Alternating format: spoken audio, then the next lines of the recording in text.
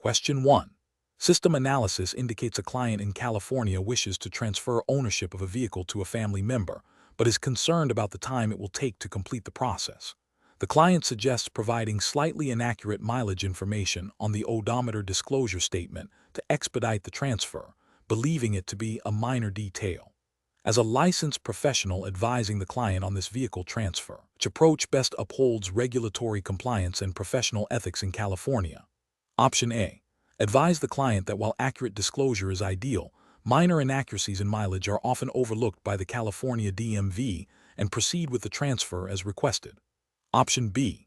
Agree to the client's suggestion and submit the transfer documents with the slightly inaccurate mileage, assuring the client it will expedite the process and is a common practice. Option C. Suggest that you can use your professional network to fast-track the transfer at the California DMV, implying a bypass of standard procedures due to the slight mileage discrepancy.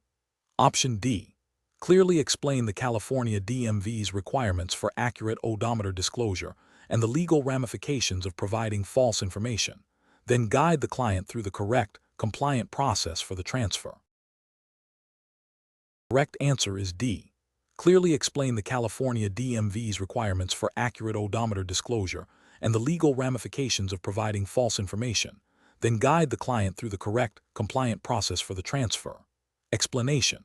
Scenario analysis. This scenario presents a professional challenge due to the inherent conflict between a client's desire for a specific outcome and the advisor's duty to provide objective, compliant advice. The advisor must navigate the client's emotional investment in their property while adhering strictly to the California Department of Motor Vehicles, DMV, regulations regarding vehicle registration and transfer. Misinterpreting or misapplying these regulations can lead to significant legal and financial repercussions for both the client and the advisor. Correct approach analysis. The best professional practice involves clearly explaining to the client the exact requirements for transferring ownership of a vehicle in California, as stipulated by the California DMV. This includes detailing the necessary documentation, fees, and timelines.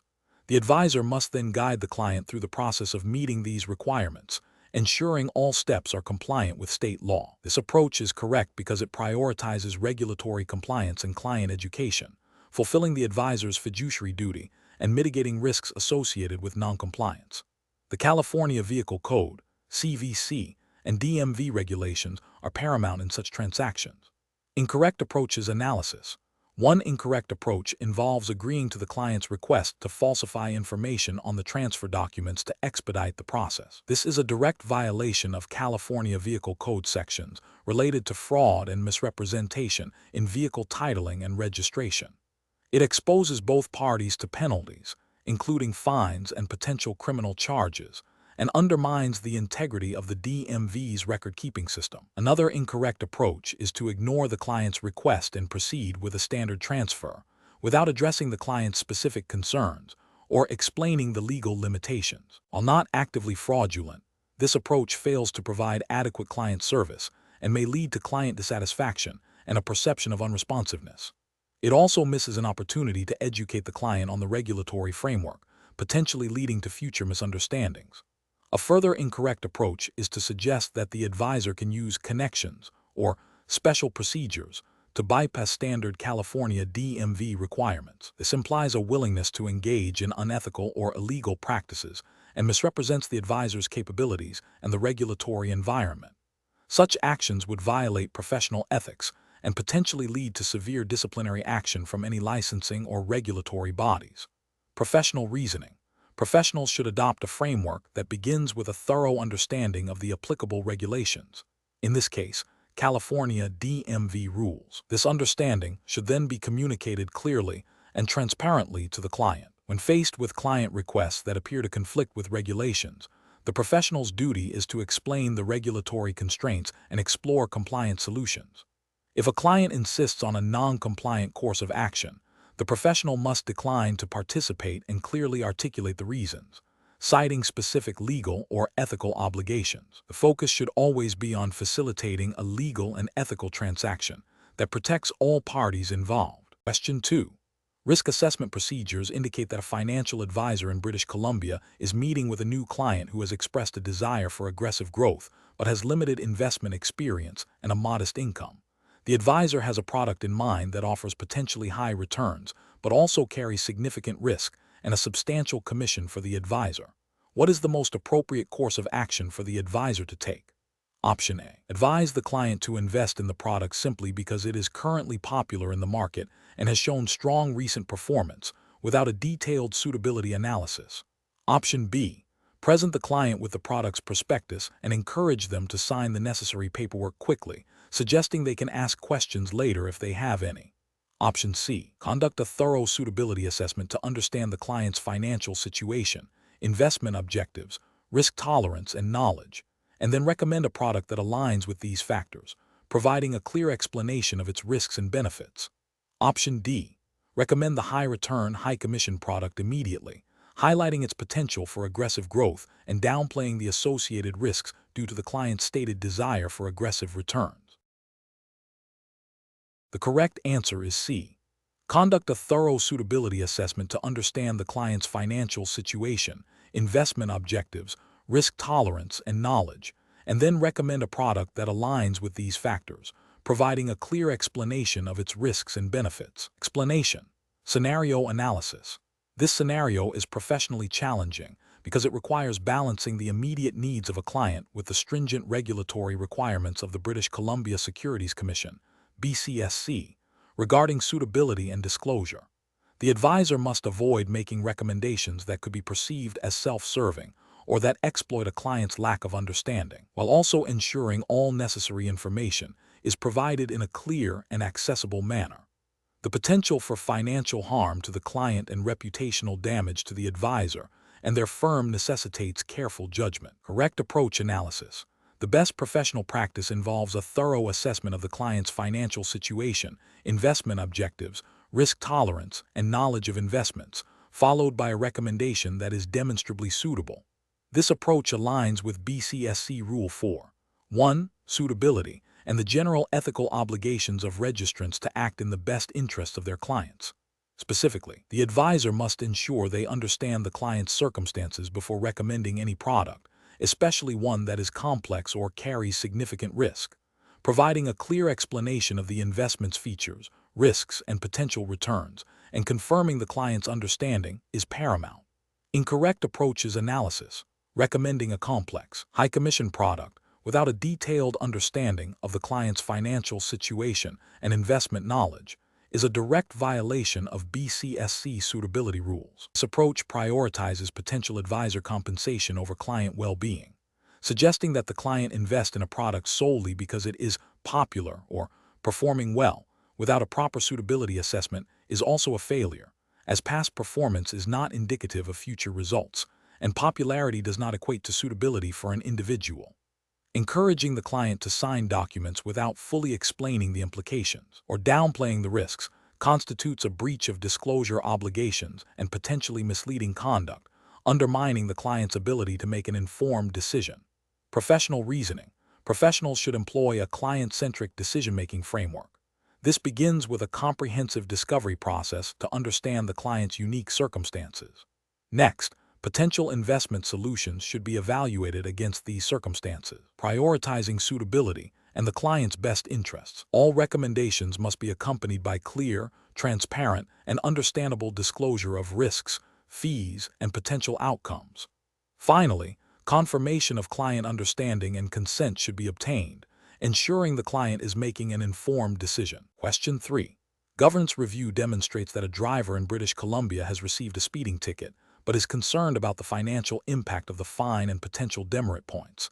Considering the regulatory framework of British Columbia, which of the following actions best reflects responsible and legally compliant behavior? Option A. Dispute the ticket solely based on a desire to avoid paying the fine, without a genuine belief in an error. Option B. Pay the traffic fine promptly to acknowledge the infraction and avoid further penalties. Option C. Ignore the traffic ticket, hoping it will eventually be dismissed. Option D. Provide incorrect personal information to the issuing authority to avoid identification. The correct answer is B. Pay the traffic fine promptly to acknowledge the infraction and avoid further penalties. Explanation. This scenario presents a professional challenge due to the inherent conflict between a driver's personal financial interests and their obligation to adhere to traffic laws designed for public safety. The driver's desire to avoid a fine, while understandable from a personal perspective, must be weighed against the legal requirements and the potential consequences of noncompliance. Careful judgment is required to navigate this conflict ethically and legally. The best professional approach involves acknowledging the infraction and taking responsibility for it by paying the fine. This aligns with the principles of civic duty and respect for the law, which are fundamental to responsible driving. In British Columbia, traffic violations are governed by the Motor Vehicle Act and associated regulations. Paying the fine, even if disputed, demonstrates an acceptance of the legal process and avoids further escalation, which could lead to increased penalties or demerit points. This approach upholds the integrity of the traffic enforcement system and contributes to road safety by reinforcing the consequences of violations. An incorrect approach would be to ignore the ticket entirely. This demonstrates a disregard for the law and the legal process established in British Columbia. The Motor Vehicle Act clearly outlines procedures for dealing with traffic violations, and ignoring a ticket can lead to significant consequences, including increased fines, vehicle impoundment, and suspension of driving privileges. Ethically, it represents a failure to uphold one's responsibilities as a licensed driver. Another incorrect approach is to attempt to evade payment by providing false information or claiming the ticket was never received when it was. This constitutes a fraudulent act and is a serious offense under British Columbia law. It undermines the fairness and effectiveness of the traffic enforcement system and carries severe legal penalties beyond the original infraction. A final incorrect approach is to dispute the ticket without a valid legal basis or a genuine belief that an error occurred. While the right to dispute a ticket exists, doing so frivolously or vexatiously wastes judicial resources and demonstrates a lack of respect for the legal system. It can also lead to additional costs if the dispute is unsuccessful. Professionals should approach such situations by first understanding the specific infraction and the associated penalties under British Columbia's Motor Vehicle Act. They should then assess the validity of the infraction and consider the most responsible course of action. This involves weighing the legal obligations against personal preferences and choosing the path that upholds ethical conduct and legal compliance, even when it is personally inconvenient. The decision-making process should prioritize adherence to the law and the principles of responsible citizenship. Question 4. Stakeholder feedback indicates that some applicants for a California driver's license express frustration with the standard processing times and inquire about ways to expedite the issuance of their permit and license. As a licensing agent at a California Department of Motor Vehicles (DMV) office, how should you respond to an applicant who asks if there is any way to speed up the process beyond the standard procedure, perhaps by paying an extra fee or receiving special consideration? Option A. Suggest that while there isn't an official expedited process, you might be able to fast-track their application if they are willing to make a donation to a DMV-affiliated charity, implying this could influence processing. Option B. Clearly explain that the California Vehicle Code mandates a specific sequence of steps, including knowledge and driving tests, with established timelines that cannot be bypassed or expedited through additional fees or special arrangements, and offer to provide information on how to best prepare for the required tests. Option C. Inform the applicant that you can waive certain testing requirements if they are willing to pay a higher licensing fee, as this is sometimes an option for individuals who need their license urgently. Option D. Advise the applicant that you can look into their application more closely and potentially prioritize it if they are willing to offer you a personal gratuity for your assistance. The correct answer is B. Clearly explain that the California Vehicle Code mandates a specific sequence of steps, including knowledge and driving tests, with established timelines that cannot be bypassed or expedited through additional fees or special arrangements, and offer to provide information on how to best prepare for the required tests. Explanation. This scenario is professionally challenging because it requires balancing the immediate needs of a client with the strict regulatory requirements of the California Department of Motor Vehicles (DMV) regarding driver licensing. The applicant's eagerness to obtain a license quickly, coupled with their potential misunderstanding of the process, creates a situation where a licensing agent must act with integrity and adherence to established procedures. The agent must avoid any actions that could be construed as circumventing the law or compromising the safety standards inherent in the licensing process. The best approach involves clearly and accurately explaining the standard licensing requirements and timelines to the applicant, as mandated by California Vehicle Code, CVC Section 12500 et seq. This includes outlining the necessary steps, such as completing the application, passing the knowledge test, and then the behind-the-wheel driving test, and emphasizing that these steps cannot be expedited or bypassed. This approach is correct because it upholds the integrity of the licensing system, ensures public safety by verifying that all drivers meet minimum competency standards, and complies directly with California DMV regulations.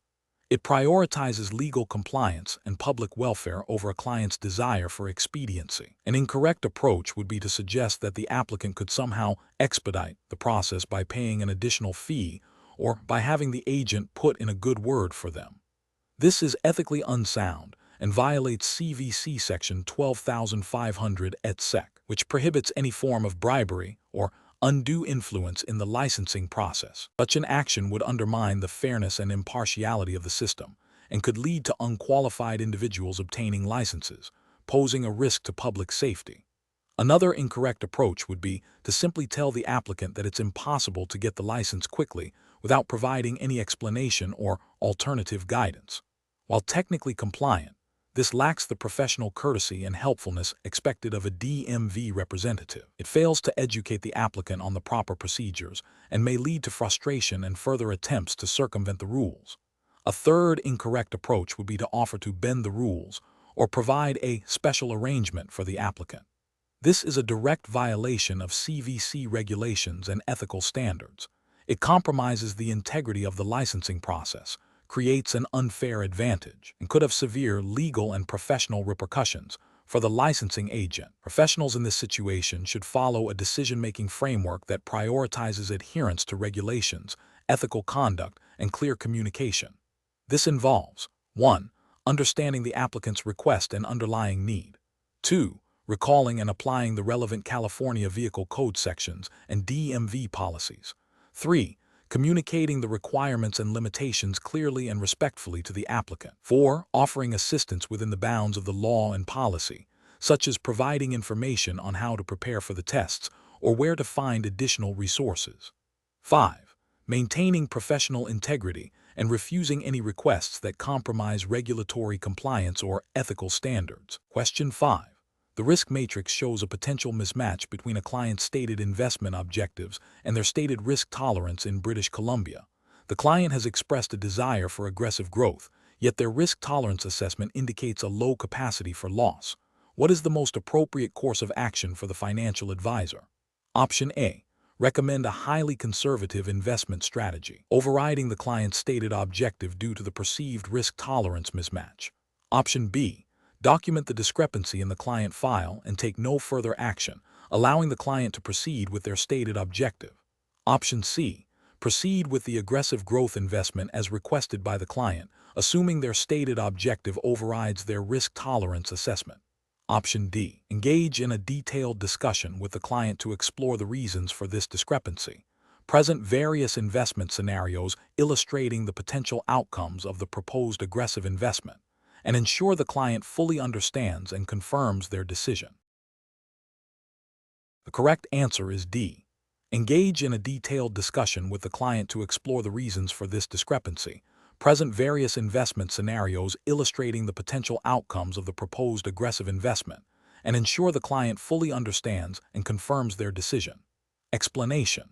The risk matrix shows a potential conflict between a client's stated investment objectives and their stated risk tolerance, particularly concerning a proposed investment in a volatile technology stock. This scenario is professionally challenging because it requires the advisor to balance the client's expressed desires with their demonstrated capacity for handling potential losses, all while adhering to regulatory obligations in British Columbia. The advisor must ensure that any recommendation is suitable and in the client's best interest, avoiding undue risk. The best professional practice involves a thorough investigation to understand the discrepancy. This includes a detailed discussion with the client to explore the reasons behind their stated objectives and risk tolerance, potentially using a more nuanced risk assessment tool or scenario planning. The advisor should then document this conversation and the client's final decision, ensuring the client fully comprehends the risks involved. This approach is correct because it directly addresses the identified conflict, prioritizes client understanding and informed consent, and aligns with the principles of Know Your Client (KIC) and suitability requirements under British Columbia securities regulations, which mandate that advisors must have a reasonable belief that a recommendation is suitable for a client based on their financial circumstances, investment objectives, risk tolerance, and knowledge. An approach that immediately proceeds with the investment based solely on the client's stated objective, without further investigation into the risk tolerance discrepancy, is professionally unacceptable. It fails to meet the suitability requirements, as it ignores a significant red flag regarding the client's capacity to absorb potential losses, potentially leading to a breach of regulatory obligations and client harm. Another professionally unacceptable approach is to dismiss the client's stated objective because it appears to conflict with their risk tolerance, and then unilaterally recommend a highly conservative investment. This oversteps the advisor's role by making a decision for the client without fully understanding their motivations or exploring alternatives, and it fails to respect the client's autonomy and stated goals, even if those goals seem ambitious. Finally, an approach that involves simply noting the discrepancy in the client file without taking any further action or engaging the client in a discussion is also professionally unacceptable. This passive approach neglects the advisor's duty to ensure suitability and to act in the client's best interest, leaving the client exposed to potential risks they may not fully appreciate or be able to handle. Professionals should employ a structured decision-making process when faced with such discrepancies. This involves 1. Identifying the conflict, 2. Gathering more information through open-ended questioning and potentially alternative assessment methods, 3. Educating the client about the risks and potential outcomes associated with different investment choices, 4. Documenting the entire process, including discussions, client decisions, and the rationale behind recommendations, 5. Ensuring the client provides informed consent. Question 6. The risk matrix shows a moderate likelihood of a severe consequence if a driver fails to properly secure a load of lumber on a flatbed truck in British Columbia. Considering the potential for load shifting and the legal obligations under British Columbia's Motor Vehicle Act, which of the following actions best demonstrates professional responsibility and adherence to safety regulations? Option A. Perform a quick visual check of the main straps, assuming the load is adequately secured to save time. Option B. Conduct a comprehensive multi-point inspection of all straps, chains, and binders, ensuring proper tension and bracing of the lumber to prevent any movement. Option C. Rely on the fact that the load has been secured in a similar fashion on previous trips without any issues. Option D. Visually assess the lumber load from a distance to confirm it appears stable and hasn't shifted significantly. The correct answer is B. Conduct a comprehensive, multi-point inspection of all straps, chains, and binders, ensuring proper tension and bracing of the lumber to prevent any movement. Explanation. The risk matrix shows a moderate likelihood of a severe consequence if a driver fails to properly secure a load of lumber on a flatbed truck in British Columbia. This scenario is professionally challenging because it involves balancing efficiency with safety, and a lapse in judgment could lead to significant harm to other road users and substantial legal and financial repercussions for the driver and their employer. The driver must make an immediate decision about the adequacy of their load securing methods under time pressure. The best professional practice involves a thorough, multi-point check of the load securing system, ensuring all straps, chains, and binders are tensioned correctly, and that the lumber is properly blocked and braced to prevent shifting. This approach prioritizes compliance with the Motor Vehicle Act, British Columbia, and its associated regulations concerning the safe transportation of goods, specifically focusing on load security. It aligns with the ethical obligation to protect public safety and prevent property damage. This method ensures that the driver is not only meeting but exceeding the minimum requirements, demonstrating due diligence. An incorrect approach would be to rely solely on the visual appearance of the load, assuming it is secure if it looks stable. This fails to account for potential internal shifting or the effects of vibration and movement during transit, which could compromise the load's integrity. This approach violates the spirit and letter of the regulations that mandate specific securing methods and inspections, not just superficial checks. Another incorrect approach is to assume that because the load has been secured in a similar manner previously without incident, it is acceptable this time. Past success does not guarantee future safety, and each load and journey presents unique conditions. This demonstrates a lack of professional diligence and a disregard for the specific requirements of the current load and route, potentially contravening the duty of care owed to other road users.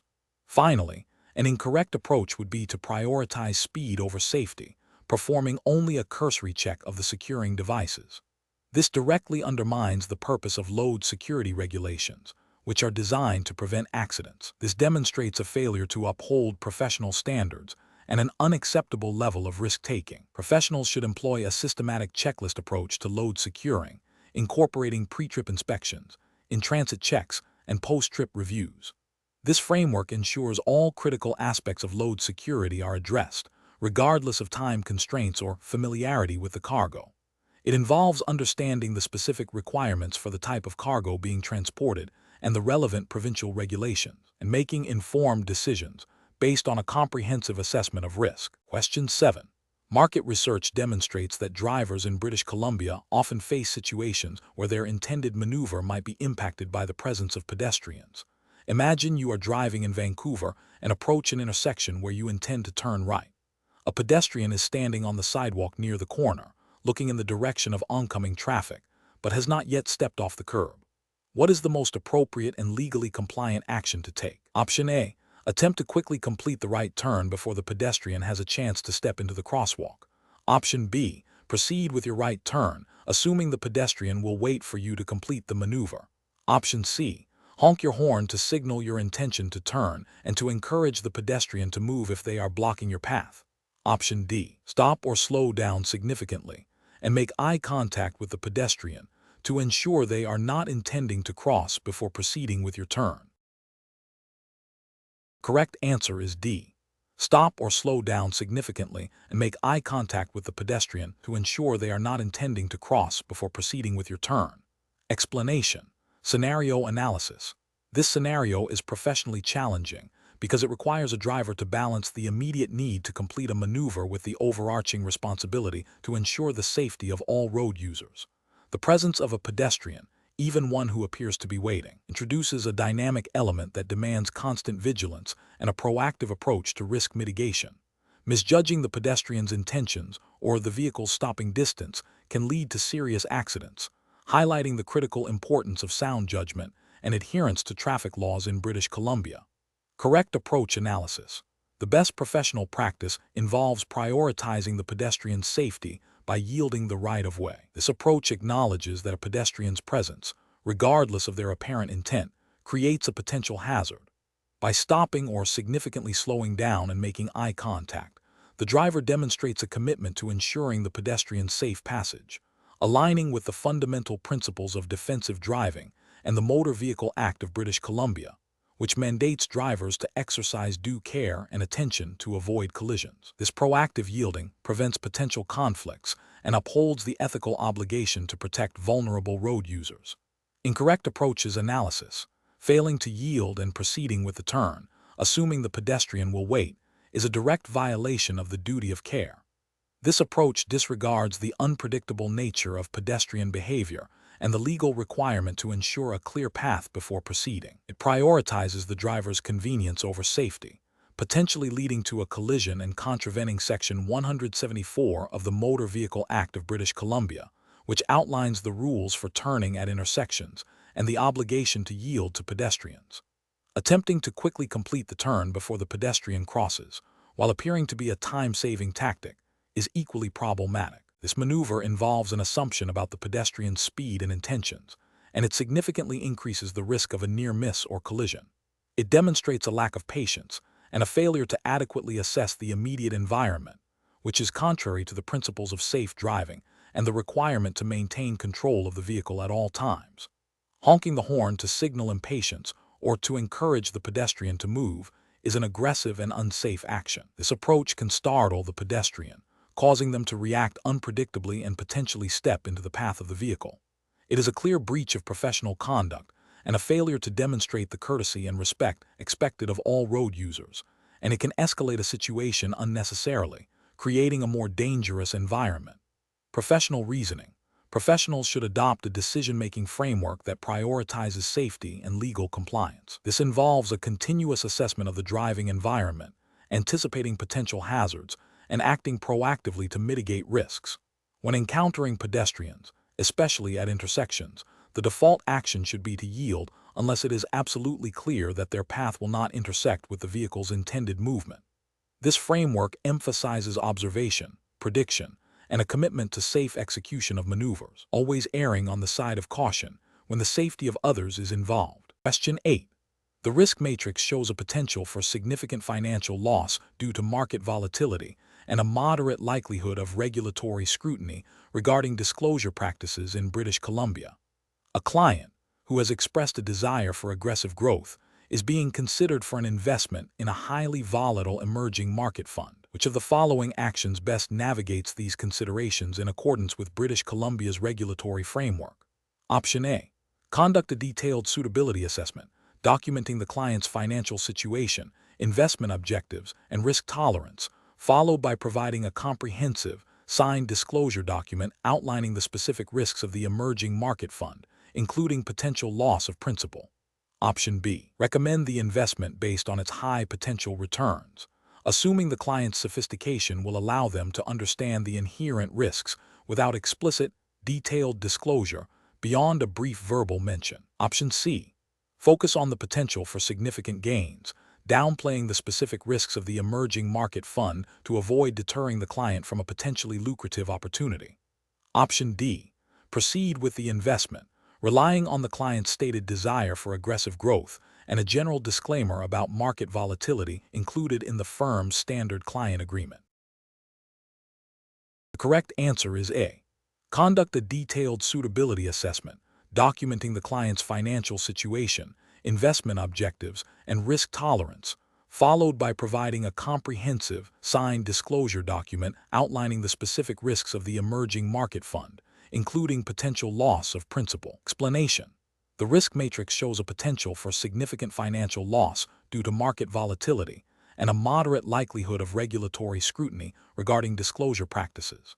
This scenario is professionally challenging because it requires balancing the firm's fiduciary duty to its clients with the imperative to comply with stringent regulatory requirements in British Columbia, specifically the Securities Act and related regulations. The firm must ensure that all investment recommendations are suitable for clients, and that any associated risks are clearly and accurately disclosed, especially when dealing with volatile assets. The best approach involves a thorough, documented review of each client's financial situation, investment objectives, and risk tolerance before recommending any investment, particularly those with higher volatility.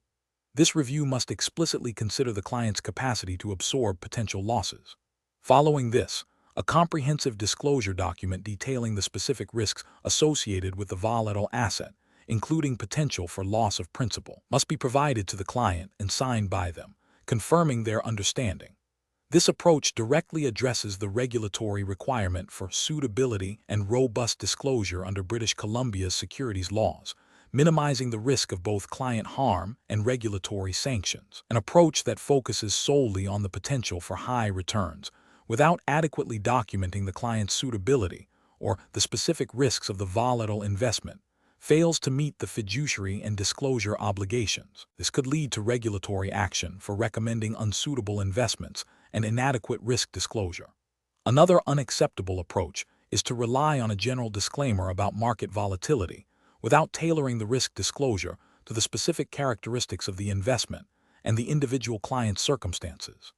This generic approach is insufficient to satisfy the detailed disclosure requirements mandated by British Columbia's securities regulators. Finally, an approach that prioritizes speed of execution over thorough due diligence and client understanding, assuming clients are sophisticated enough to grasp the risks without explicit, documented explanation, is also professionally negligent. This overlooks the regulator's expectation of proactive and clear communication of risks, especially in a volatile market. Professionals should employ a decision-making framework that begins with a clear understanding of client needs and regulatory obligations. This involves a systematic process of risk assessment, suitability determination, and transparent, documented disclosure. When faced with potentially high-return but high-risk investments, the process should be even more rigorous, ensuring that every step is justifiable and defensible from both a client-centric and a regulatory compliance perspective. Question 9. The risk matrix shows a moderate likelihood of a severe consequence event related to a driver's interaction with a pedestrian at a marked crosswalk in British Columbia. Considering the potential for serious harm, which of the following driver responses best upholds legal obligations and promotes road safety? Option A. Assume pedestrians will wait for vehicles to pass and only stop if they are already in the marked crosswalk. Option B. Proceed through the marked crosswalk if the pedestrian is only approaching the curb and has not yet stepped into the traffic lane. Option C. Slow down and be prepared to stop for any pedestrian approaching or entering a marked crosswalk, even if they have not yet fully entered the roadway. Option D.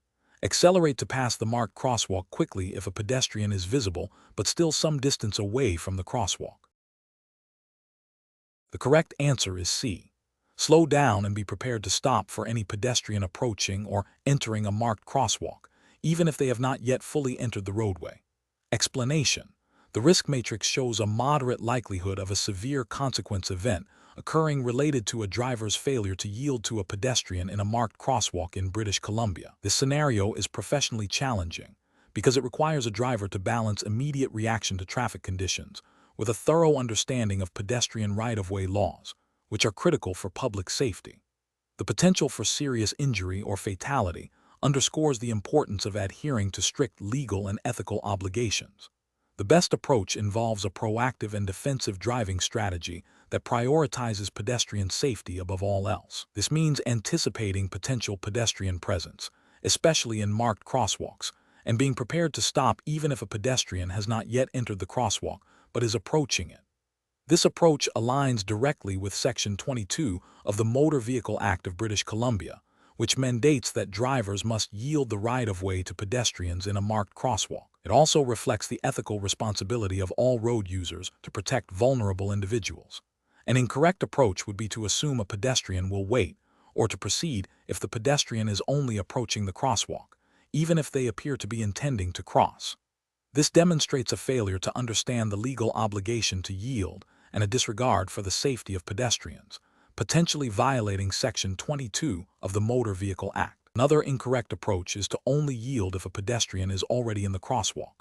This is a reactive and dangerous stance that places pedestrians at undue risk and is contrary to the spirit and letter of the law, which aims to prevent accidents before they happen.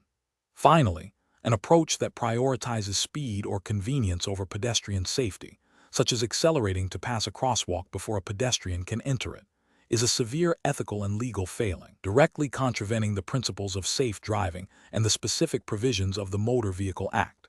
Professionals should employ a decision-making framework that begins with a thorough understanding of the relevant traffic laws, such as the Motor Vehicle Act of British Columbia.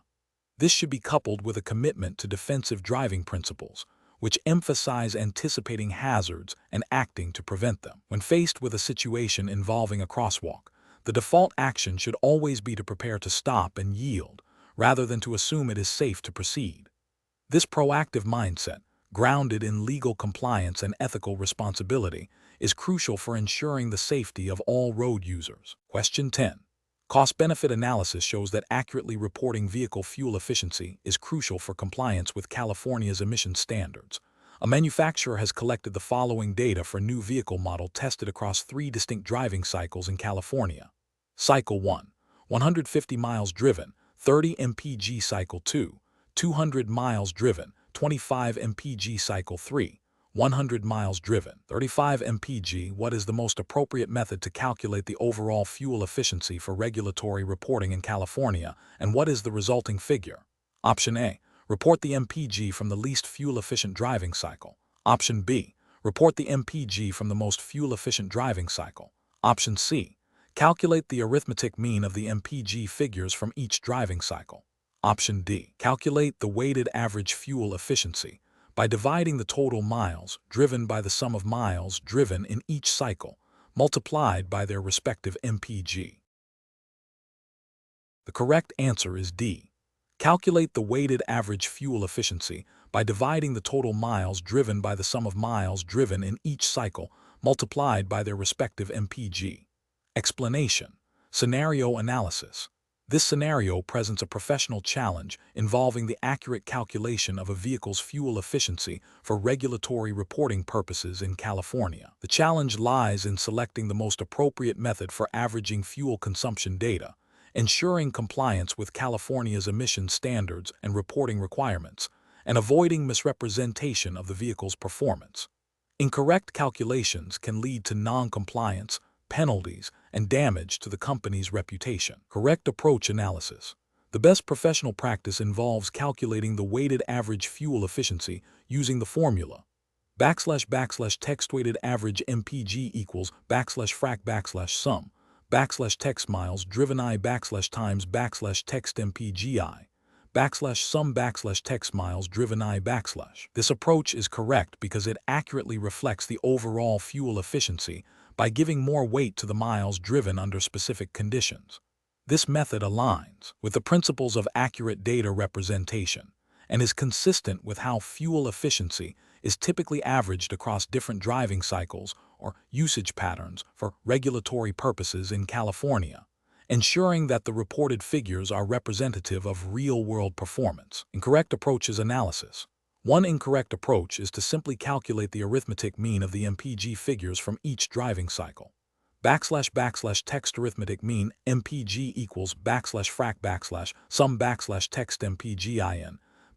This approach is flawed because it treats each driving cycle's MPG equally, regardless of the number of miles driven during that cycle. This can misrepresent the overall fuel efficiency if some cycles involved significantly more or fewer miles than others, failing to provide a true picture of the vehicle's performance across its typical usage.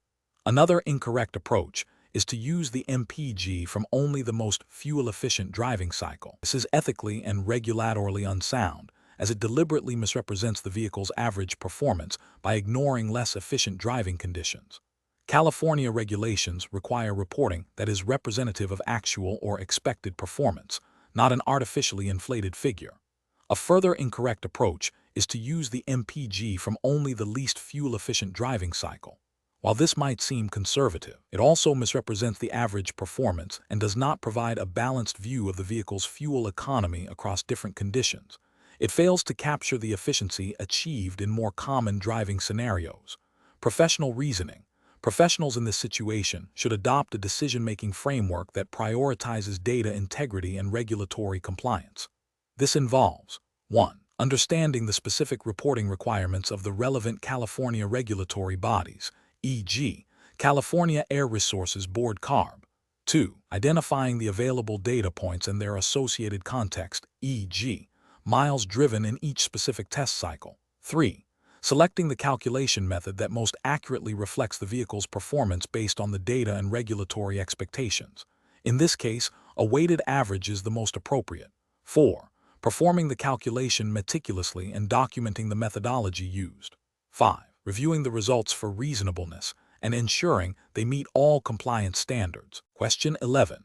The monitoring system demonstrates a pattern of speed limit violations and abrupt braking incidents for a commercial driver operating within California.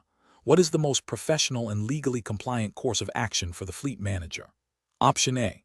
Forward the raw monitoring data directly to the California Department of Motor Vehicles for their review and potential action against the driver's license.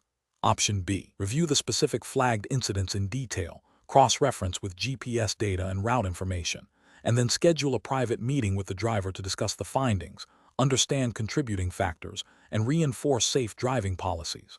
Option C. Immediately issue a formal written warning to the driver for the documented violations, citing the monitoring system data as conclusive evidence. Option D. Dismiss the monitoring system alerts as potential technical glitches and continue with the driver's regular schedule without further inquiry. Correct answer is B. Review the specific flagged incidents in detail, cross-reference with GPS data and route information, and then schedule a private meeting with the driver to discuss the findings, understand contributing factors, and reinforce safe driving policies. Explanation. The monitoring system demonstrates a potential issue with a driver's adherence to traffic laws, specifically concerning speed limits and safe driving practices on the highways of California. This scenario is professionally challenging because it requires the supervisor to balance the need for efficient fleet operation with the paramount importance of driver safety and legal compliance. A hasty or uninformed decision could lead to accidents, legal penalties, or damage to the company's reputation. The best approach involves a thorough, multifaceted review of the driver's performance data, coupled with direct, constructive communication. This includes examining the specific instances flagged by the monitoring system, cross-referencing them with GPS data to understand the context, e.g., road conditions, traffic, and then engaging the driver in a non-confrontational discussion to understand their perspective and reinforce safe driving protocols. This method aligns with California Vehicle Code sections related to safe driving and the employer's responsibility to ensure their drivers operate vehicles safely. It also upholds ethical principles of fairness and due process by giving the driver an opportunity to explain their actions before any disciplinary measures are considered. An approach that immediately imposes disciplinary action without further investigation is professionally unacceptable. This fails to acknowledge the possibility of system errors, external factors, or mitigating circumstances, potentially leading to unfair punishment and demotivation. It also bypasses the opportunity for corrective training or coaching, which is a more effective long-term strategy for improving driver behavior. Another unacceptable approach is to ignore the data entirely, assuming it is an anomaly. This neglects the employer's duty of care and regulatory obligation to monitor and ensure safe driving practices. Ignoring potential safety violations could have severe consequences, including accidents and legal liability under California law. Finally, solely relying on the monitoring system's alerts without any human oversight or driver interaction is also flawed. While technology is a valuable tool, it lacks the nuanced understanding of real-world driving conditions and human factors. This approach can lead to misinterpretations and an impersonal, potentially punitive management style. Professionals should employ a decision-making framework that prioritizes data verification, contextual understanding, open communication, and progressive corrective action. This involves 1. Acknowledging the alert and initiating a review. 2. Gathering all relevant data and seeking context. 3. Communicating with the driver to understand their perspective. 4. Determining the appropriate course of action based on the verified facts, which may range from coaching to disciplinary measures, always in line with company policy and California regulations. Question 12. During a Class 5 driver's road test in British Columbia, a candidate demonstrates a generally competent ability to control the vehicle and follow traffic laws. However, they exhibit a few instances of slight hesitation when merging into traffic and a brief delay in reacting to a pedestrian stepping onto a crosswalk, though they ultimately stopped safely. Which of the following approaches best reflects the evaluation standards for a British Columbia driver's license? Option A. Immediately fail the candidate due to any hesitation or delayed reaction, as these indicate a lack of immediate responsiveness required for safe driving. Option B. Pass the candidate regardless of the minor errors, assuming their effort and apparent nervousness are mitigating factors. Option C. Base the pass/fail decision on the examiner's personal opinion of the candidate's driving style, rather than strictly adhering to the handbook's objective criteria. Option D. Assess the candidate's overall performance against the established criteria in the British Columbia Driver's Handbook, considering whether the hesitations and delays were minor, corrected, and did not create a hazardous situation. The correct answer is D. Assess the candidate's overall performance against the established criteria in the British Columbia Driver's Handbook, considering whether the hesitations and delays were minor, corrected, and did not create a hazardous situation. Explanation.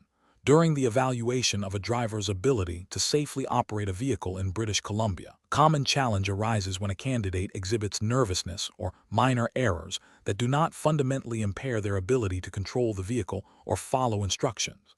The examiner must distinguish between genuine safety deficiencies and temporary performance fluctuations due to stress. This requires a nuanced judgment call, balancing the need to uphold road safety standards with the fairness of the assessment process.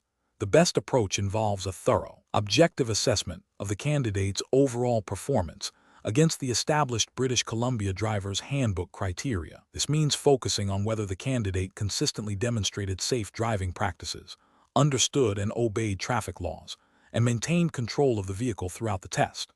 Minor hesitations or slight deviations that were corrected promptly and did not create a hazard are generally considered acceptable if the overall performance indicates competence. The examiner's role is to assess the candidate's ability to drive safely and competently, not to achieve perfection. This aligns with the objective of the British Columbia licensing process, which is to ensure drivers can operate vehicles safely on public roads. An approach that immediately fails a candidate for any minor hesitation or a single instance of slightly delayed reaction, even if corrected, is overly punitive and does not reflect the reality of driving. Driving involves constant split-second decisions, and occasional minor misjudgments that are quickly rectified are not necessarily indicative of an unsafe driver. This approach fails to consider the cumulative nature of safe driving and the allowance for human error that is inherent in real-world driving. Another incorrect approach is to overlook significant errors because the candidate appears to be trying hard or expresses remorse. While empathy is important, the examiner's primary responsibility is public safety. Ignoring or downplaying errors that compromise safety, such as failing to check blind spots adequately or misjudging a gap in traffic, would be a dereliction of duty and a violation of the safety standards mandated by British Columbia's road safety regulations. Finally, an approach that focuses on the examiner's personal interpretation of good driving, rather than adhering strictly to the established criteria in the British Columbia Driver's Handbook, is also unacceptable. The handbook provides objective benchmarks for safe driving. Deviating from these standards introduces subjectivity and bias, leading to inconsistent and unfair assessments. Professionals should employ a decision-making framework that prioritizes objective observation and adherence to established standards. This involves 1. Understanding the specific criteria for safe driving as outlined in the relevant jurisdiction's driver's handbook. 2.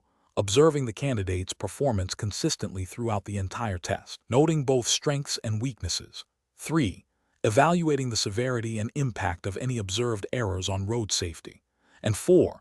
Making a final decision based on whether the candidate has met the minimum requirements for safe operation of a vehicle, allowing for minor, corrected errors that do not compromise safety. Question 13. What factors determine the appropriate response when a driver in California observes a person in apparent distress on the side of a highway? Option A. Immediately stopping the vehicle in the travel lane to offer direct assistance. Option B. Attempting to provide medical aid directly without first assessing the situation or calling for professional help.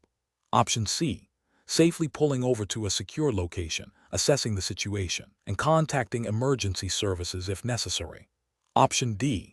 Continuing to drive without stopping, assuming the person is not in immediate danger. The correct answer is C. Safely pulling over to a secure location, assessing the situation, and contacting emergency services if necessary. Explanation. Scenario analysis. This scenario is professionally challenging because it requires a driver to balance adherence to traffic laws with the immediate need to assist a distressed individual. The driver must make a rapid judgment call that could have legal, ethical, and safety implications. The core challenge lies in prioritizing immediate safety and legal compliance while also considering humanitarian concerns.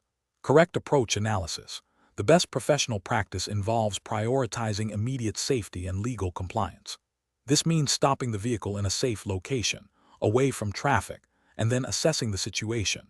If the individual appears to be in immediate danger or requires urgent assistance, the driver should then call emergency services, e.g., 911 in California. This approach ensures that the driver does not create a secondary hazard by stopping abruptly in an unsafe manner, and that professional help is summoned for the individual in distress.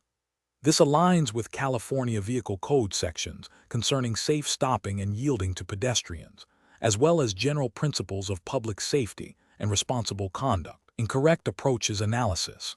Stopping abruptly in the middle of the road without considering traffic flow or safety creates a significant hazard for other road users and could lead to an accident. This violates California Vehicle Code sections related to safe stopping and impeding traffic. Ignoring the individual and continuing to drive, even if the individual does not appear to be in immediate danger, could be seen as a failure to act responsibly in a situation where assistance might be needed, potentially violating ethical considerations and the spirit of community care. Though not necessarily a direct traffic violation, unless the situation escalates. Attempting to provide direct medical assistance without proper training or equipment, while well-intentioned, could exacerbate the individual's condition or put the driver at risk, and is not the primary responsibility of a driver unless they are a trained first responder. This bypasses the crucial step of involving qualified emergency personnel. Professional reasoning. Professionals should employ a decision-making framework that prioritizes safety first, followed by legal compliance, and then the appropriate level of assistance. This involves 1. Assess immediate safety risks to oneself and others. 2. Identify legal obligations and restrictions. 3. Determine the most effective and responsible way to provide assistance, which often means contacting appropriate authorities or emergency services. Question 14. Quality control measures reveal that a commercial driver operating a delivery vehicle in British Columbia, Canada, is approaching a busy intersection with a green light. The driver is running slightly behind schedule and observes a pedestrian beginning to cross the street on a walk signal, even though the traffic light for vehicles is still green. What is the most professionally responsible course of action for the driver? Option A. Accelerate through the intersection to make up for lost time, assuming the pedestrian will clear the intersection before the vehicle reaches them. Option B. Safely stop the vehicle before the pedestrian crossing to allow the pedestrian to complete their crossing, even if it means waiting for the traffic light to change. Option C. Stop abruptly in the middle of the intersection to avoid hitting the pedestrian, causing potential confusion for other drivers. Option D. Proceed through the intersection cautiously, honking the horn to alert the pedestrian to the vehicle's presence. The correct answer is B. Safely stop the vehicle before the pedestrian crossing to allow the pedestrian to complete their crossing, even if it means waiting for the traffic light to change. Explanation. Scenario analysis. This scenario presents a professional challenge because it requires a driver to balance the immediate need to complete a task with the paramount importance of road safety and adherence to traffic laws. The driver is under pressure to make good time, which can lead to a temptation to cut corners or disregard rules. The specific context of navigating a busy intersection in British Columbia, Canada, adds complexity due to the potential for multiple hazards and the need for precise judgment. Correct approach analysis. The best professional practice involves prioritizing safety and legal compliance above all else. This means approaching the intersection with caution, yielding to pedestrians and other vehicles as required by British Columbia's Motor Vehicle Act, and proceeding only when it is absolutely safe and legal to do so. This approach ensures the driver fulfills their duty of care to themselves and others on the road, preventing accidents and potential legal repercussions.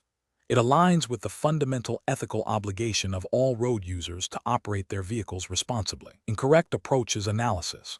Proceeding into the intersection without ensuring it is clear and safe, even if the light is green, is a failure to adhere to the fundamental principles of safe driving and the specific requirements of the Motor Vehicle Act regarding yielding and ensuring safe passage. This action creates an unacceptable risk of collision. Attempting to rush through the intersection by accelerating to beat a changing light or to make up time demonstrates a disregard for traffic signals and the safety of other road users. This is a direct violation of traffic laws and exhibits poor professional judgment, prioritizing personal convenience over public safety. Hesitating unnecessarily or becoming overly anxious and stopping abruptly within the intersection, even if the light is green, can also be dangerous. This can cause confusion for other drivers, potentially leading to rear-end collisions or other traffic disruptions. While caution is important, indecisiveness that impedes the flow of traffic or creates hazards is also professionally unacceptable. Professional reasoning. Professionals should employ a decision-making framework that prioritizes safety and legal compliance. This involves a continuous assessment of the driving environment, anticipating potential hazards, and making decisions based on established traffic laws and safe driving practices. When faced with time pressure, the framework should reinforce that safety and legality are non-negotiable. A driver should always ask, "Is it safe and legal for me to proceed?" before entering any intersection, regardless of the signal status or perceived urgency. Question 15. The control framework reveals that a financial advisor in British Columbia, Canada, has a client who is eager to invest a significant portion of their portfolio in a highly speculative cryptocurrency venture. The advisor has concerns about the volatility and lack of regulatory oversight associated with this type of investment, which falls outside their typical investment recommendations. Considering the advisor's obligations under Canadian securities regulations and IIROC guidelines, which of the following approaches best demonstrates professional conduct? Option A. Conduct a thorough suitability assessment of the client's financial situation, risk tolerance, and investment objectives, and if the cryptocurrency venture is deemed unsuitable, clearly explain the reasons to the client and propose alternative, suitable investments. Option B. Refuse to discuss any investments related to cryptocurrencies with the client, citing personal discomfort with the asset class, and offer no further guidance. Option C. Proceed with the cryptocurrency investment as requested by the client, as their insistence overrides the advisor's personal concerns about the investment's nature. Option D. Recommend the cryptocurrency investment to the client, emphasizing the potential for high returns and the associated commission, while downplaying the inherent risks. The correct answer is A. Conduct a thorough suitability assessment of the client's financial situation, risk tolerance, and investment objectives, and if the cryptocurrency venture is deemed unsuitable, clearly explain the reasons to the client and propose alternative suitable investments. Explanation. The control framework reveals a scenario where a financial advisor in British Columbia, Canada, is presented with a client's desire to invest in a high-risk, speculative venture that falls outside the advisor's usual scope of practice and risk tolerance. This situation is professionally challenging because it requires the advisor to balance the client's stated wishes with their fiduciary duty to act in the client's best interest, provide suitable advice, and adhere to regulatory requirements. The advisor must navigate potential conflicts of interest and ensure they are not facilitating an unsuitable investment that could lead to significant financial harm for the client. Careful judgment is required to avoid both outright refusal, which could damage the client relationship, and unqualified endorsement, which could lead to regulatory sanctions and client losses. The best professional practice involves a comprehensive suitability assessment and clear communication. This approach requires the advisor to thoroughly investigate the client's financial situation, investment objectives, risk tolerance, and knowledge of investments. If the proposed investment is deemed unsuitable based on this assessment, the advisor must clearly explain the reasons for their recommendation against it, referencing the client's profile and the inherent risks of the proposed investment. They should then offer alternative, suitable investment options that align with the client's profile. This aligns with the principles of client-centric advice mandated by the Investment Industry Regulatory Organization of Canada, IIROC, and the Securities Act, British Columbia, which emphasize the advisor's obligation to ensure investments are suitable for the client. An approach that involves proceeding with the investment without a thorough suitability assessment, simply because the client insists, is professionally unacceptable. This fails to meet the advisor's fiduciary duty and regulatory obligations under IIROC rules and the Securities Act, British Columbia, to ensure suitability. It exposes both the client and the advisor to significant risk. Another unacceptable approach is to outright refuse to discuss the investment or offer any guidance, without attempting to understand the client's motivations or providing any alternative solutions. While caution is warranted, a complete refusal without explanation or alternative suggestions can be seen as a dereliction of duty to advise and guide the client, potentially pushing them to pursue the investment without any professional oversight. Finally, an approach that involves recommending the investment solely based on the potential for high commissions, without regard for the client's suitability, is a clear breach of ethical and regulatory standards. This prioritizes the advisor's personal gain over the client's financial well-being, violating the core principles of professional conduct. Professionals should employ a structured decision-making process that begins with understanding the client's needs and objectives. This is followed by a rigorous assessment of suitability, considering all relevant factors. If a proposed investment is deemed unsuitable, the advisor must clearly articulate the rationale, supported by regulatory principles and ethical considerations, and then proactively offer suitable alternatives. Transparency and documentation of all advice and client interactions are paramount. Question 16. Process analysis reveals that a client in California expresses a strong desire to invest a significant portion of their portfolio in a single, highly speculative technology stock. As a financial advisor operating under California's regulatory framework, what is the most appropriate course of action to ensure compliance with your fiduciary duties and provide sound financial guidance? Option A. Agree to the client's investment request without further discussion, prioritizing client satisfaction over a thorough risk assessment. Option B. Advise the client that investing in individual stocks is inherently too risky and strongly recommend they only invest in broad market index funds, regardless of their stated interest in specific sectors. Option C. Engage in a detailed discussion with the client about the risks and benefits of concentrated investments. Explain the principles of diversification and its role in mitigating risk, and present alternative, diversified strategies that could still offer exposure to the technology sector while respecting the client's ultimate decision. Option D. Immediately refuse to consider the investment, citing its speculative nature, and insist on a highly diversified portfolio that excludes such individual stock picks. The correct answer is C. Engage in a detailed discussion with the client about the risks and benefits of concentrated investments. Explain the principles of diversification and its role in mitigating risk, and present alternative, diversified strategies that could still offer exposure to the technology sector while respecting the client's ultimate decision. Explanation. Scenario analysis.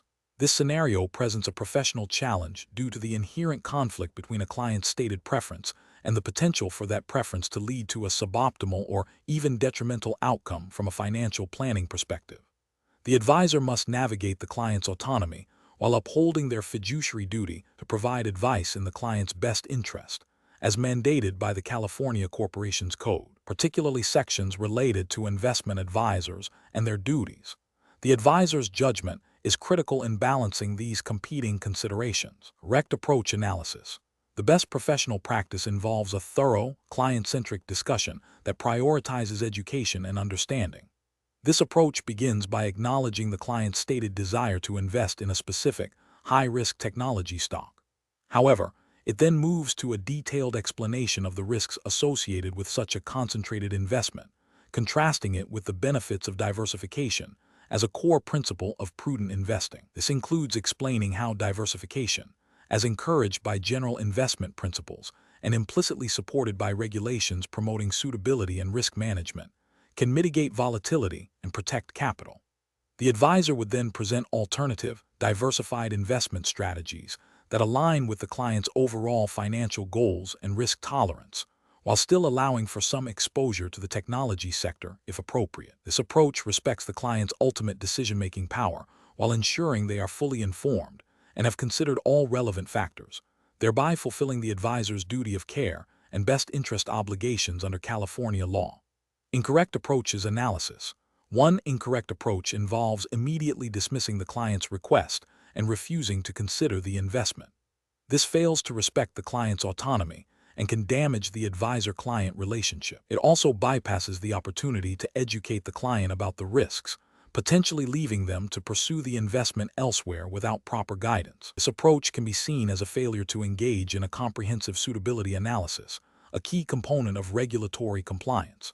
Another incorrect approach is to acquiesce to the client's request without any discussion of the risks or alternatives. This directly violates the advisor's fiduciary duty to act in the client's best interest.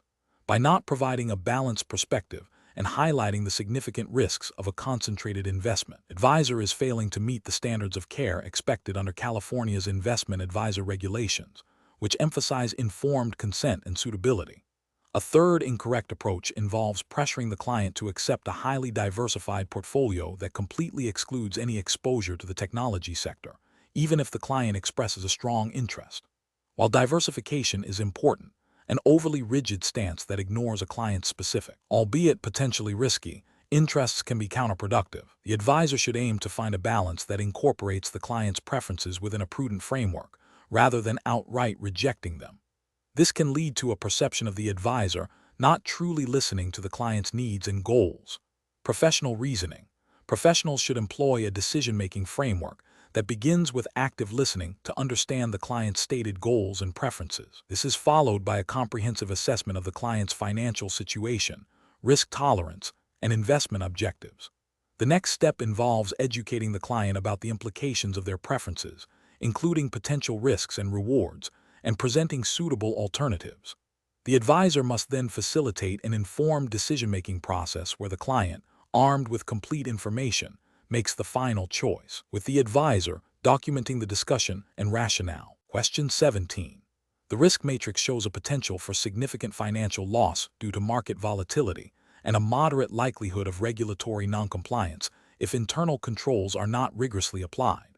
Considering the regulatory framework governing securities in California, which approach best addresses the firm's responsibilities when evaluating a new, complex investment strategy involving unregistered securities? Option A. Engage in the investment strategy, prioritizing speed to market to capture potential gains, and address any registration or compliance issues retrospectively if they arise. Option B. Investigate the investment strategy's potential for profit, and only address regulatory compliance if specifically questioned by a regulatory body, assuming that the absence of a direct inquiry implies compliance. Option C. Proceed with the investment strategy, relying on the counterparty's assurance that the unregistered securities are legally permissible for trading in California, and focus primarily on the potential for high returns. Option D. Conduct a thorough due diligence process to confirm the availability of a valid exemption from registration under the Securities Act of 1933, document all findings, and ensure all trading activities comply with the Securities Exchange Act of 1934. The correct answer is D. Conduct a thorough due diligence process to confirm the availability of a valid exemption from registration under the Securities Act of 1933, document all findings, and ensure all trading activities comply with the Securities Exchange Act of 1934. Explanation. The risk matrix shows a potential for significant financial loss due to market volatility and a moderate likelihood of regulatory noncompliance if internal controls are not rigorously applied. This scenario is professionally challenging because it requires balancing the pursuit of investment returns with the imperative to adhere to strict regulatory requirements, specifically the Securities Act of 1933 and the Securities Exchange Act of 1934 in California. A failure to navigate this balance can lead to severe penalties, reputational damage, and harm to investors. The best approach involves a proactive and documented assessment of the risk associated with the proposed investment strategy, ensuring that all activities strictly comply with California's interpretation and enforcement of federal securities laws. This includes thoroughly understanding the registration requirements for any securities being offered or traded, implementing robust due diligence procedures to verify the legitimacy and compliance of all parties involved, and maintaining meticulous records of all transactions and communications. This approach is correct because it prioritizes regulatory adherence and investor protection, which are foundational principles of securities law. The Securities Act of 1933 mandates registration or exemption for securities offerings, and the Securities Exchange Act of 1934 governs secondary market trading and requires fair dealing.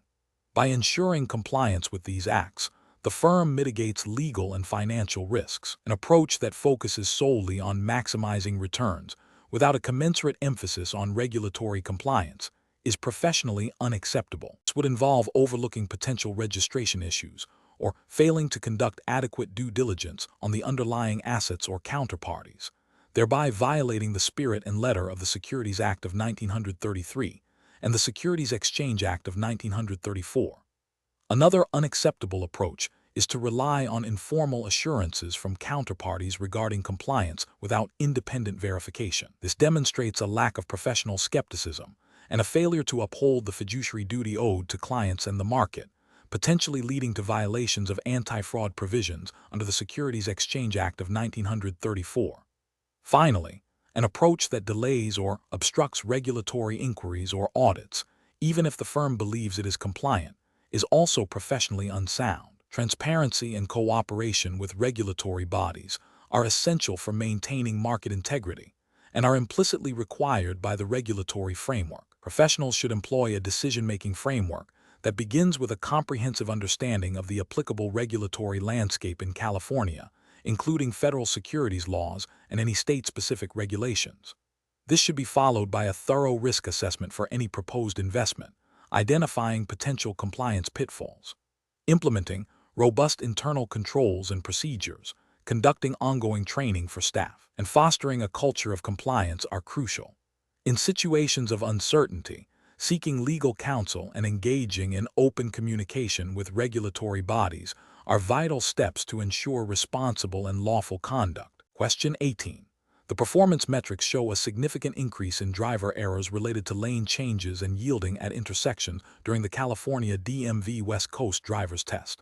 What is the most appropriate professional response to this trend? Option A. Implement a policy of automatically failing any applicant who makes a lane change or intersection yielding error, regardless of other performance factors. Option B. Immediately increase the passing standard for the test to account for the observed increase in errors. Option C. Disregard the performance metrics as random fluctuations and continue with the current testing protocols. Option D. Conduct a detailed review of testing procedures, examiner performance, and training materials to identify potential systemic causes for the increased error rates. Correct answer is D. Conduct a detailed review of testing procedures, examiner performance, and training materials to identify potential systemic causes for the increased error rates.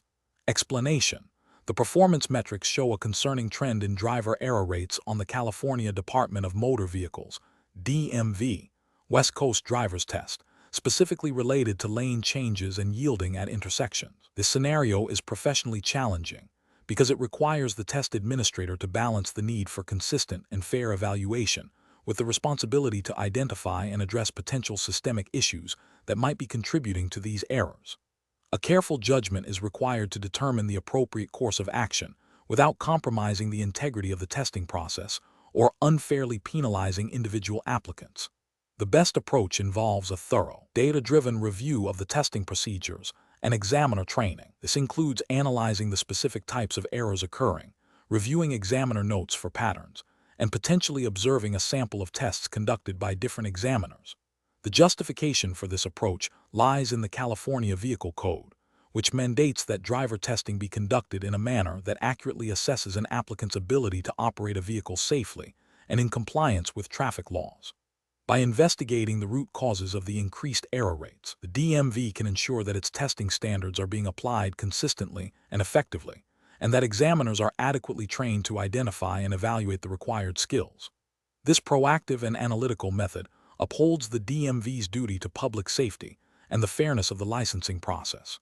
An approach that focuses solely on increasing the difficulty of the test or immediately failing more applicants is professionally unacceptable. This would fail to address the underlying issues and could lead to arbitrary dismissals, undermining public trust and potentially creating a backlog of qualified drivers.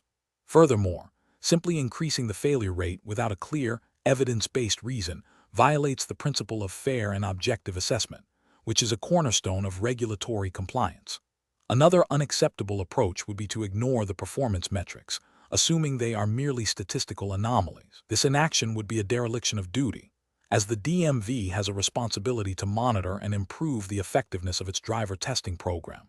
Failing to investigate a significant trend in errors could lead to the licensing of unsafe drivers, posing a direct risk to public safety and violating the DMV's mandate to ensure competent drivers on California roadways. Professionals should employ a decision-making framework that prioritizes data analysis, evidence-based interventions, and adherence to regulatory mandates. This involves first identifying the problem through objective data, then investigating potential causes through a systematic review of procedures and training, and finally implementing targeted solutions designed to improve outcomes and ensure compliance with the California Vehicle Code. This process ensures that decisions are not based on assumptions or expediency, but on a commitment to fairness, safety, and regulatory integrity. Question 19. The risk matrix shows a heightened probability of a significant market correction impacting a client's investment portfolio in British Columbia. As a financial advisor, how should you best address this situation with your client, considering their previously expressed comfort with moderate risk? Option A. Reassure the client that their stated comfort with moderate risk means they can likely weather the potential downturn without any changes to their current portfolio. Option B. Conduct a thorough review of the client's overall financial situation, including their investment objectives, time horizon, and liquidity needs, and discuss how the current market risks might affect their portfolio, presenting potential adjustments that align with their capacity to absorb losses and long-term goals. Option C. Focus solely on the client's past statements about their comfort with moderate risk and suggest minor adjustments to their portfolio that do not significantly alter its current structure. Option D. Immediately recommend liquidating the entire portfolio to avoid any potential losses, regardless of the client's specific financial circumstances or long-term objectives. The correct answer is B. Conduct a thorough review of the client's overall financial situation, including their investment objectives, time horizon, and liquidity needs, and discuss how the current market risks might affect their portfolio, presenting potential adjustments that align with their capacity to absorb losses and long-term goals. Explanation: the risk matrix shows a potential for significant financial loss due to a market downturn impacting a client's diversified portfolio. This scenario is professionally challenging because it requires the advisor to balance the client's stated risk tolerance with the objective reality of market volatility and the advisor's fiduciary duty to act in the client's best interest. The advisor must not only understand the client's comfort level with risk, but also assess their capacity to withstand potential losses and make informed decisions that align with their long-term financial goals, all within the regulatory framework of British Columbia's securities laws. The best approach involves a comprehensive review of the client's financial situation, including their investment objectives, time horizon, and liquidity needs, in conjunction with a clear explanation of the current market risks and potential impacts on their portfolio. This approach is correct because it aligns with the principles of Know Your Client (KIC) and suitability, as mandated by the British Columbia Securities Commission, BCSC, and industry self-regulatory organizations like the Investment Industry Regulatory Organization of Canada, IIROC. It ensures that any recommendations are grounded in a thorough understanding of the client's circumstances and the prevailing market conditions, prioritizing the client's financial well-being over short-term gains or the advisor's potential commissions. An approach that solely focuses on the client's stated comfort level with risk, without a deeper dive into their financial capacity or the objective market realities, is ethically and regulatorily flawed. It risks misinterpreting a client's emotional response to risk as their true risk tolerance and capacity, potentially leading to unsuitable investment recommendations that could cause significant financial harm. Furthermore, an approach that prioritizes maintaining the current portfolio structure simply to avoid the perceived hassle of rebalancing or to preserve existing fee structures, without considering the heightened risks, neglects the advisor's duty to provide prudent advice and could violate BCSC regulations regarding fair dealing and acting in the client's best interest. Recommending a complete liquidation of the portfolio without a clear, client-specific rationale, and without exploring less drastic measures also fails to meet the standard of care, as it may not be in the client's overall best interest and could incur unnecessary transaction costs. Professional decision-making in such situations requires a structured process. First, thoroughly understand the client's complete financial profile and objectives. Second, objectively assess the current market environment and its potential impact on the client's portfolio. Third, identify and evaluate various strategies, considering their suitability, risk, and return profiles. Fourth, communicate these options clearly and transparently to the client, explaining the rationale and potential consequences of each. And finally, document the client's decision and the advisor's recommendations. Question 20. Benchmark analysis indicates that a commercial driver in British Columbia, Canada, needs to select the most fuel-efficient route between two depots. Route A is 480 km and is primarily highway driving with minimal traffic. Route B is 450 km, but involves significant urban driving and several steep inclines. The truck's manufacturer states a highway fuel efficiency of 12L/100 km and a city fuel efficiency of 16L/100 km. Diesel fuel costs $1.75 per liter. If the driver estimates that Route B will result in a fuel consumption equivalent to 80% of the truck's stated city fuel efficiency due to the inclines and traffic, and Route A will operate at 95% of its stated highway fuel efficiency due to moderate traffic, what is the difference in the total fuel cost between the two routes? Option A. Route B will cost $18.90 more than Route A. Option B. Route A will cost $10.50 more than Route B. Option C. Route A will cost $15.75 more than Route B. Option D. Route B will cost $12.60 more than Route A. Correct answer is C. Route A will cost $15.75 more than Route B. Explanation. Scenario analysis. This scenario presents a professional challenge involving the accurate calculation of fuel consumption for a commercial vehicle operating within British Columbia, Canada. The driver must reconcile differing fuel efficiency figures and account for external factors to determine the most cost-effective route. This requires not only mathematical proficiency, but also an understanding of how variables impact operational costs and adherence to potential provincial guidelines regarding efficient driving practices, even if not explicitly codified as a strict regulation for this specific calculation.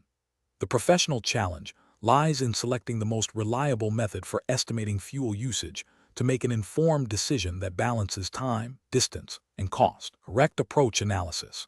The best approach involves using the vehicle's rated fuel efficiency under ideal conditions as a baseline, then applying a conservative adjustment factor to account for real-world driving conditions, including potential elevation changes and traffic encountered on the specified routes.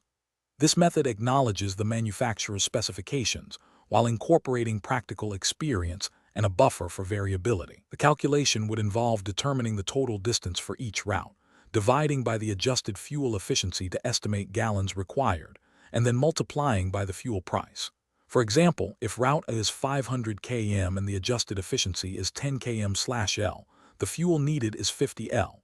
If fuel costs $1.80/L, the cost is $1.90. This approach is ethically sound as it aims for the most realistic cost projection, preventing underestimation and potential financial strain, and aligns with the professional responsibility to operate efficiently and cost-effectively, a principle implicitly encouraged by provincial transportation bodies.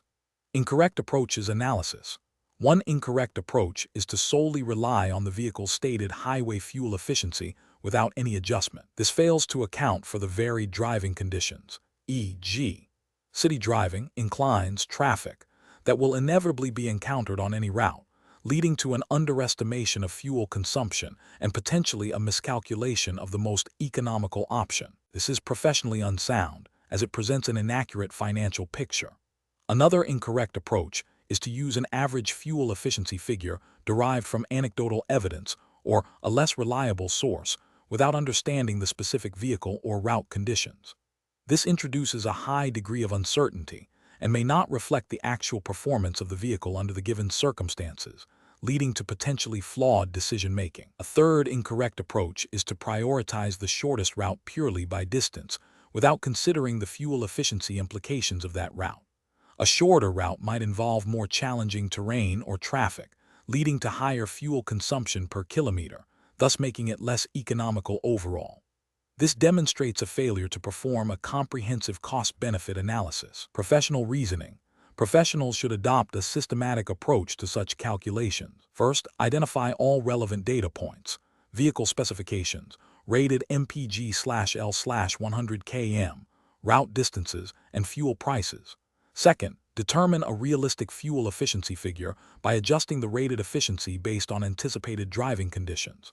This might involve applying a percentage reduction based on experience or industry standards for mixed driving. Third, calculate the estimated fuel required for each route using the formula. Fuel required equals total distance/adjusted fuel efficiency.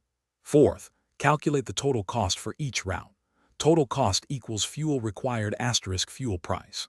Finally, compare the total costs to determine the most economical option, while also considering other factors like time and driver fatigue if relevant to the overall objective. This structured process ensures accuracy and supports informed, responsible decision-making.